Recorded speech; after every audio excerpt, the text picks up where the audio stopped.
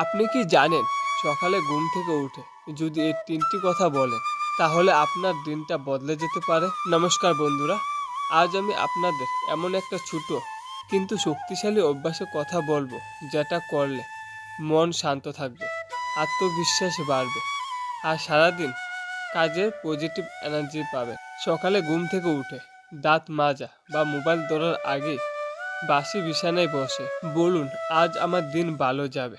এই কথা বললে মন নিজেই ভালো কিছুর জন্য প্রস্তুত হবে। দ্বিতীয়ত, আমি সুস্থ, শান্ত এবং কৃতজ্ঞ। কৃতজ্ঞতা মানুষের জীবনে আশীর্বাদ ডেকে আনে। তৃতীয় কথা, আমি যা করব তাতেই সাফল্য আসবে। এই বাক্য আমাদের ভিতরে ভয় দূর করে দেয়। বন্ধুরা, এই তিনটি কথা যদি প্রতিদিন বাসি বিছানায় বসে বলতে পারেন তাহলে আপনার মন বদলাবে, চিন্তা বদলাবে আর ধীরে ধীরে জীবনও বদলাবে। আজ থেকেই শুরু করুন আর 7 দিন পর নিজের পার্থক্য বুঝতে পারবেন।